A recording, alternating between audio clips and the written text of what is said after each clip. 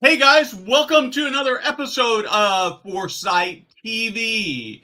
I am so excited to have you here today. I'm so excited about this conversation I'm going to have with Todd at Trilogy.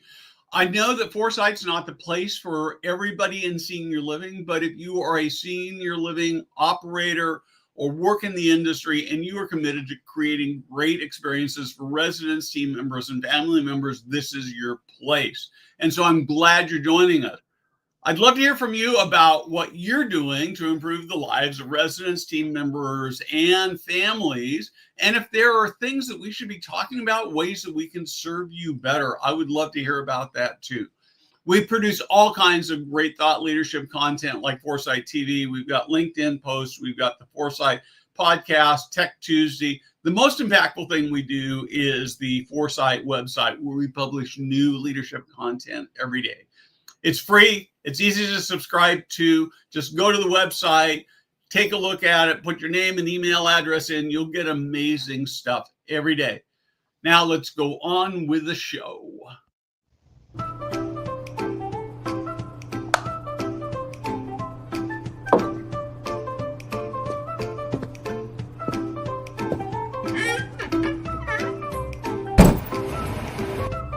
Hey guys, Steve Moran here.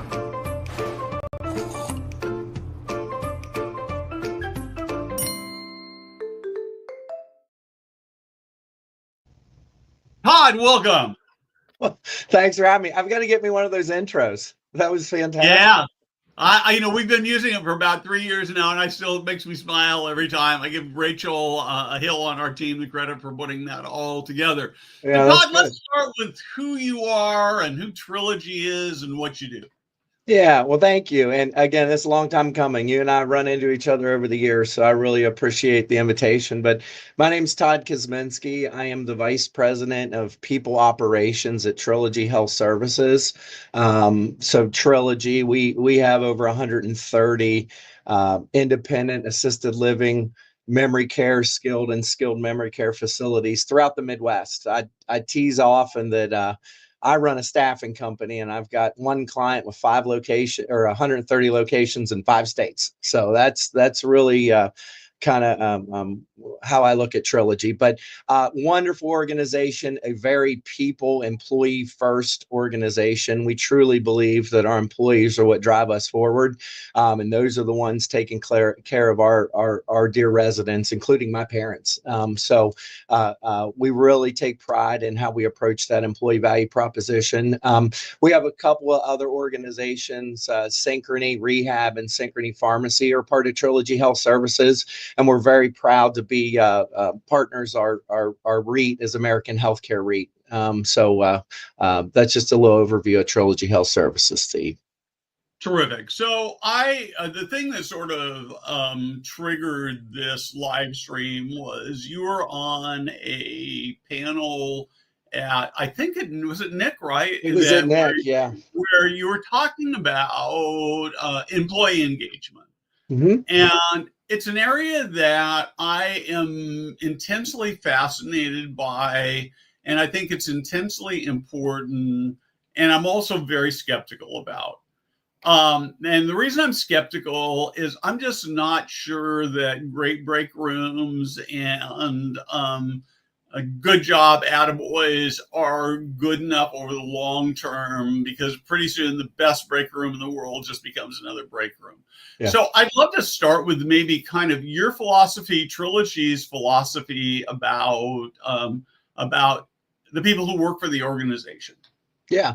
Well, I think that's great. I think I tend to agree with, I don't think the great break room is really going to make or break your culture and how we retain employees. And but I do think we went through an interesting exercise recently as we look at our employee value proposition and reviewing Glassdoor scores and Indeed rankings. And one thing we noticed that is very it was insightful to me is one of the number one things that employees that enjoy working at Trilogy talk about is the actual work environment. And that's potentially the building itself. They want good leaders, they want growth, but they do feel a sense of pride where they actually go to work. So it was very intriguing to me. We all talk about benefit programs and things like that. A lot of our folks talk about the actual physical plant, and how do we really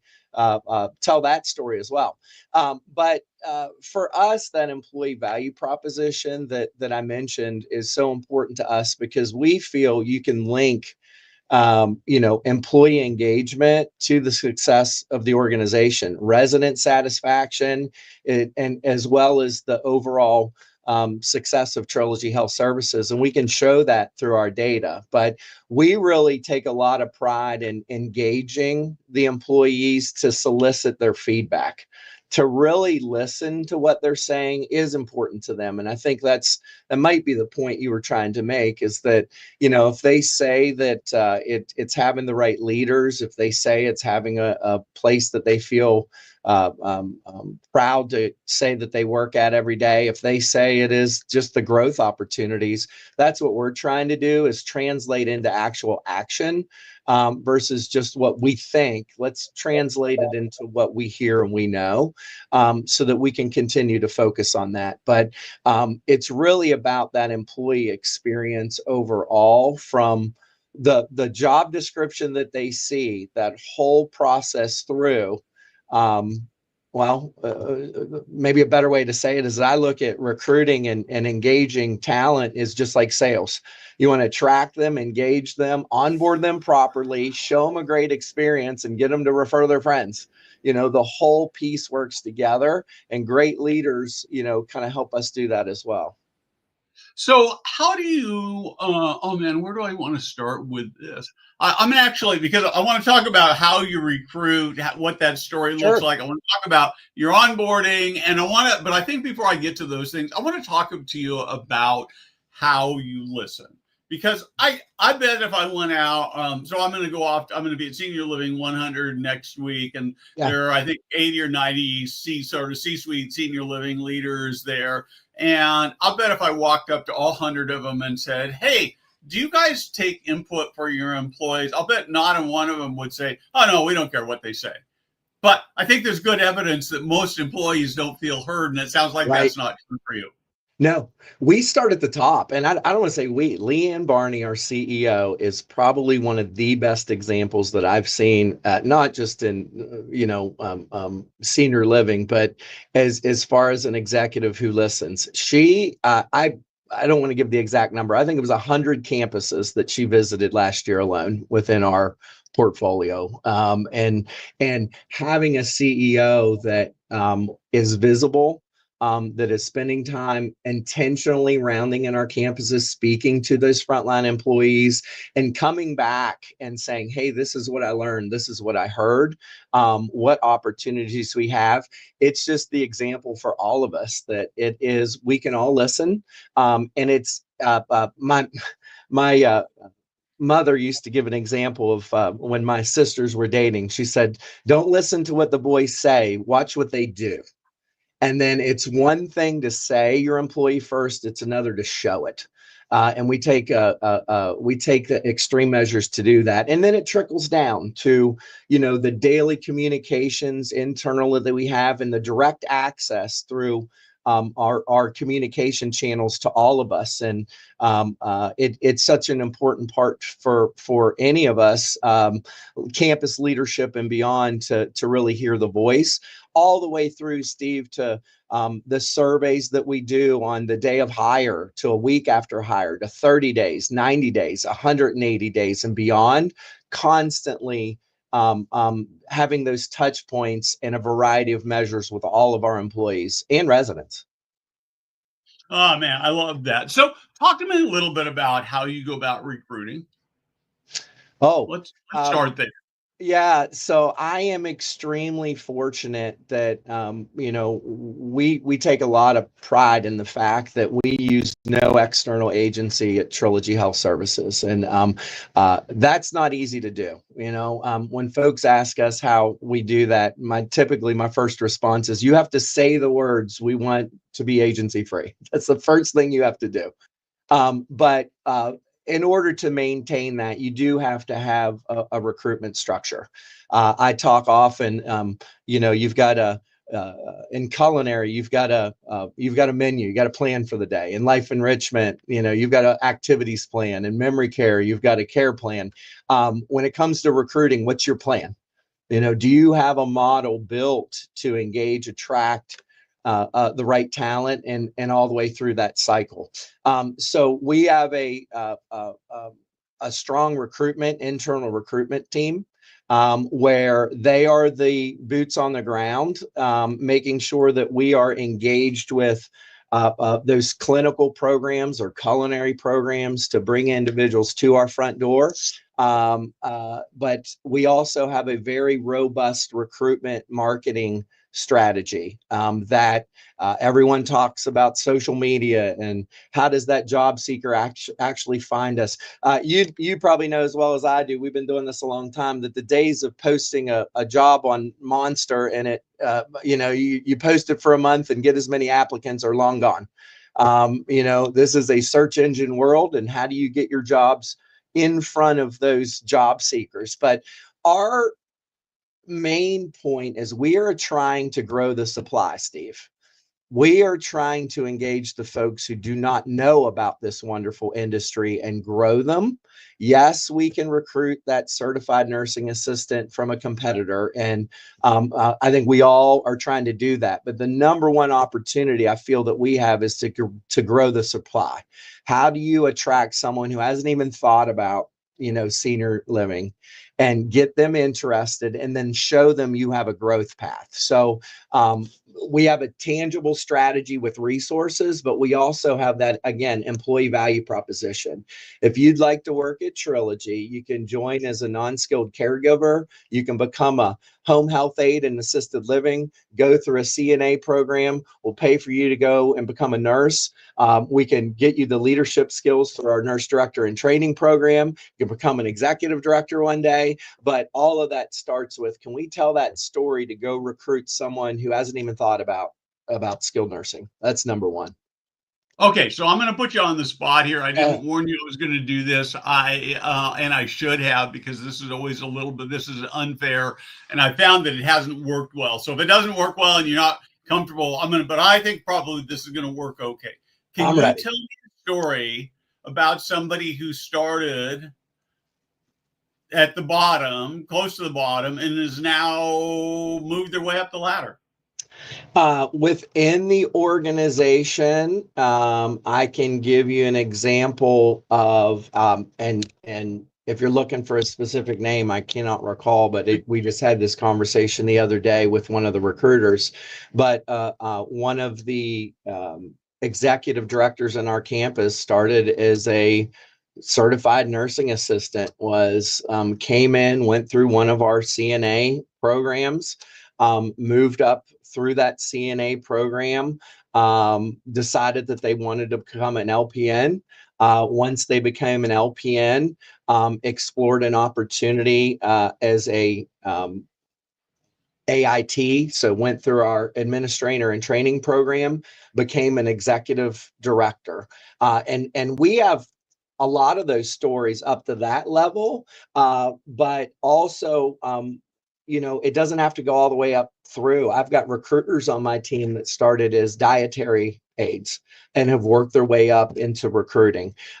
We take a lot of pride in our administrator and training program. When we have our annual recognition events, it's got to be at least 60 to 70% of our top campuses. Their leaders were administrator and training through our internal program. So we just take a lot of pride in that. So there's been a lot of talk in the industry about, as we baby boomers age, and I'm right in the middle of that cohort, that there's going to be a huge additional demand for senior living services. And that's going to result in a huge additional demand for caregivers. Yeah. And that there aren't going to be enough caregivers. Yeah. And particularly with the current, I'm not going political here, but currently with the current sort of tightening of the border situation, there's sort of the feeling that there's going to be this massive shortage of caregivers. So do you have thoughts about first off, is it going to be, is it really going to come, is the shortage going to come about? And how do we as, two questions, how do we as an industry address it? And you might say to me, I'm not here to solve the industry. I'm only here to solve Trilogy problems. So how does Trilogy solve that? Well, I'm going to ask you, do you think, and then, yes, I'll give you give you my response, but is this a new problem in your opinion, Steve? Oh, no, it's been a perpetual problem.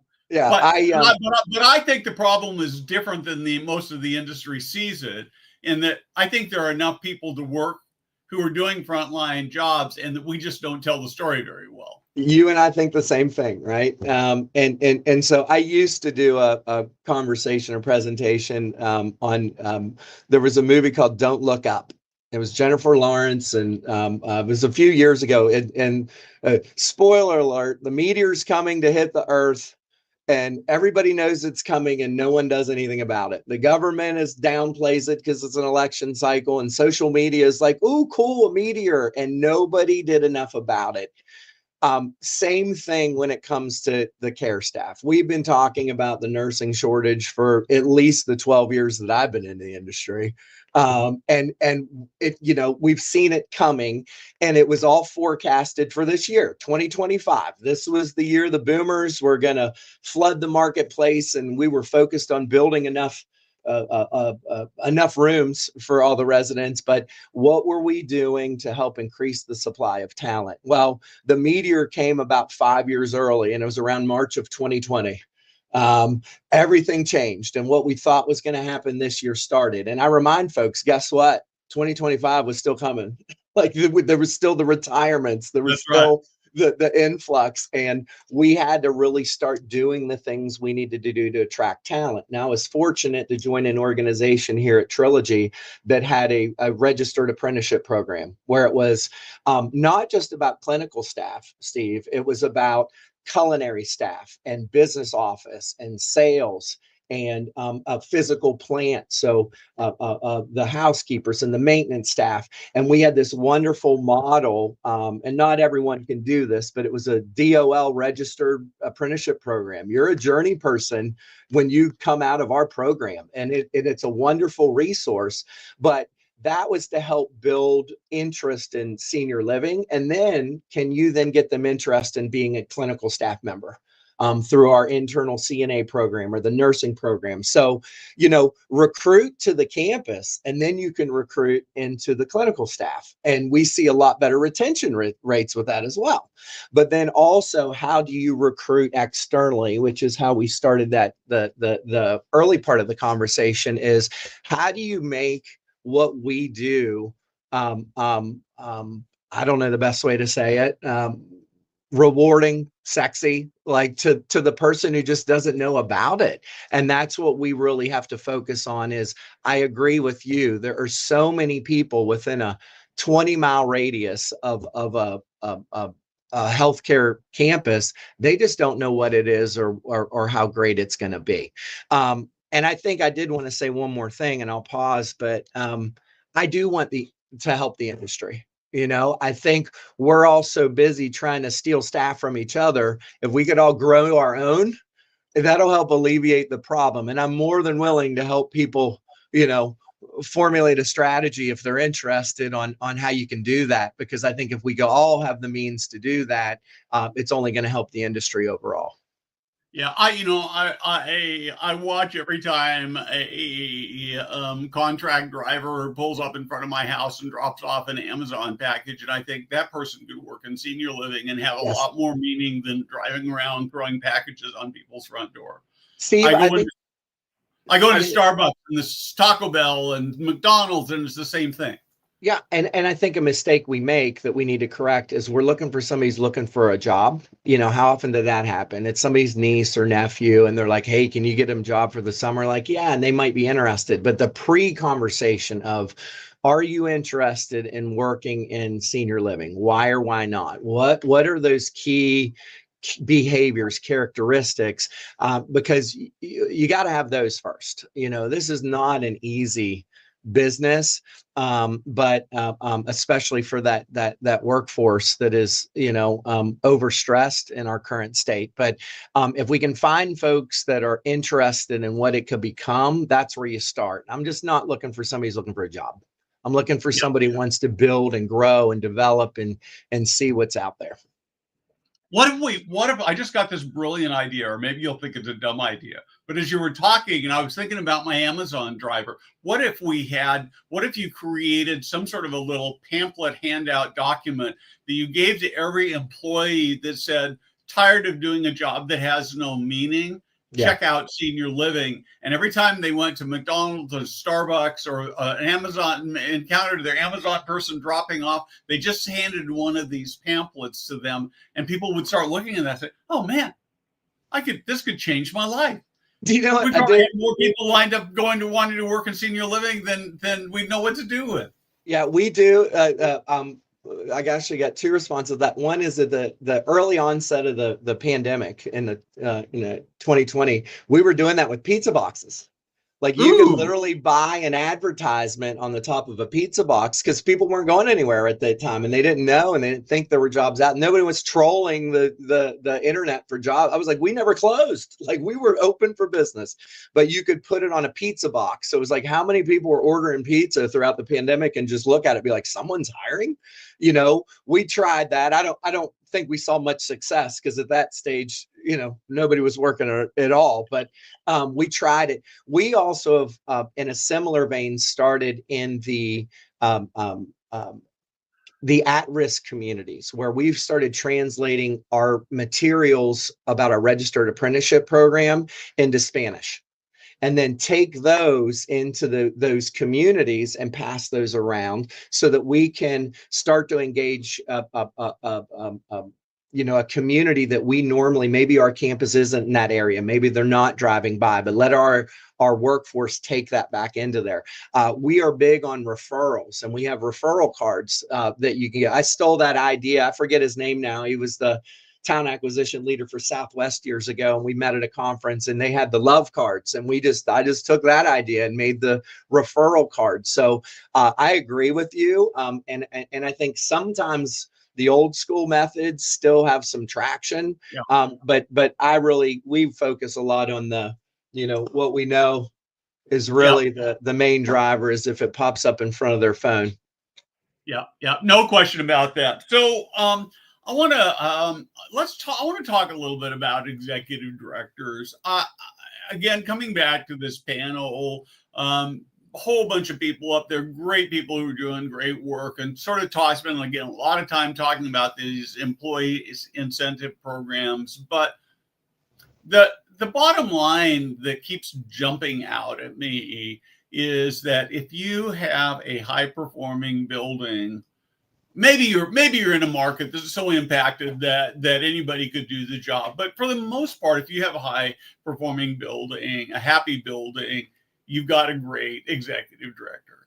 And conversely, in almost every case, if you've got a building that's underperforming, I'm probably going to insult some people here, but if you have a building that's underperforming, it's because the executive director is not a good fit, or they don't have the skills, or sometimes it's the market, but very rarely. So my question is really twofold. How do you find great executive directors? And can you take people who want to be better? Can you actually create great executive directors? Yeah, I think, I guess to pull those out, if we're recruiting an executive director existing, number one, referrals are at least 40% of our hires are referrals, and that's across the board. And I test that out, not just the data, but anytime we have a learning session, I'll ask folks to raise their hand how they heard about the opportunity. And 40% of the room, it never fails, where it was word of mouth. I take a few liberties. Maybe they drove by the building and walked in, but generally speaking, they didn't apply to a posting. Someone told them about it. And so referrals are such a strong way to find executive directors. But maybe to your point, it's got to be referrals from strong executive directors, folks who are also passionate about what we do and what the industry is about, and are still interested in growth. I think right now what I look at, or we tend to look at with executive directors, are those leadership behaviors. This industry is changing, and I think it may be changing at a faster pace than previous decades, like with every sliding out of the pandemic to the emergence of AI. I always love the quote, you don't have to worry about someone about AI taking your job. You have to worry about someone who embraces AI taking your job. I think Yep. that's the same with our leadership. But what we tend to look for an executive director is, what are those key leadership behaviors first and foremost? We can teach the rest, but how do you attract those leadership behaviors? We can then teach our Trilogy service standards, which are so important, and the other components. The other thing I would add to that, though, Steve, is I personally feel that a good director of nursing is equally as important as that executive director. That partnership is so critical, because you could have a great ED and not the right director of nursing, or a great director of nursing and not the right executive director, and that relationship has to be there. So we're working on things, whether it's predictive index, or how do you make sure that relationship is there, because that's another important piece of the puzzle. The other way I'll answer your question is, as I mentioned earlier, our administrator and training program. It's something that we take a lot of pride in, and we can actually see there was a year throughout the pandemic that we needed executive directors more than normal, and we actually probably didn't put the right people into that AIT program, and you can see it with the attrition. We've got about 100% retention rate of folks who went through our AIT, and that year was about 60%. We Ouch, probably, that must have hurt. right? You didn't get the right people into it because the need for an executive director might have outweighed it. So when you put that together, we do an administrator and training program. It kicks off Monday, actually. 10 individuals that we take through an 8-month cycle, and they get to learn not just how to pass the exam, but all of the Trilogy service standards, and how we sprinkle in leadership development all the way through. Crucial conversations and situational leadership. And that's part of the evolution that we feel is so important. And then for all those other executive directors, they have opportunities when they're hired to go through all that as well. So it's not just you're an executive director. Are you a leader? That's really what we try and embrace. Yeah, no, I love that. So, I wish I had about another hour or 3 to do this, but I want to throw this one question at you. I'm gonna let's pretend for a minute that I've been watching this show, and I'm thinking, oh man, my culture doesn't look anything like that. And I'm an executive director, so I don't actually have much control over the corporate side. But I want to make my environment at my community like a Trilogy building where everybody loves coming to work every day. What advice do you have for me? Yeah, that's a great question. Yeah, I start with how I talk to executive directors on how they recruit to their building. What is your brand as the executive director? Who are you? You tell me why someone would want to come work for Steve Moran as an executive director. And if you could tell me exactly what that is, I am employee focused. I want you to grow. I want you to learn. I want you to take my job one day. I'm looking for folks who have passion, commitment, and a positive attitude. If you can sell your brand, that is going to help build the culture of your campus, your community, but big, larger, other. But if I ask you, what is your brand, and you can't tell me why someone would want to come and work for you, I think you're going to struggle building the right culture. Culture is built by all of the members of an organization, not what words on a piece of paper. And so if you don't know what that brand is, what your culture you want it to be, you're going to have trouble building it, in my opinion. Right. So you look at the industry. I love that. I am making big notes here for this new project I was talking to you about before we went on the air. I'm going to fold that in there. But one more question: when you sort of look at the industry from a people standpoint, 5 years from now, what do you think it's going to be like? I'm going to give you a pick of one, or you can drive both of them. What do you think it's going to be like in the senior living industry, or what's your dream for what it's going to be like in the senior living industry?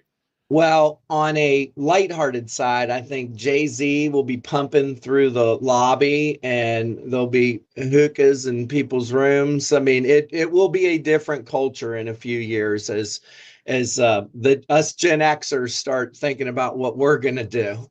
So I think it'll be a different environment, but I do think that the evolution of technology will cause all of us to kind of relook at some things. And I don't mean the care part of it. I tell a story often that when my mom was passing, she always loved her hair to be pointed, pushed to the right side of her face. And she would berate whether it be family members or caregivers if they did that. Well, I watched as she was passing that nurse push it to the left, which is the way she liked it. No robot, no AI is going to help with that, but it will help give that caregiver the time to pick up on those things, to be able to provide that hands-on care that they need. So I think we're going to need a more technologically accepting leadership group because the employees are getting it.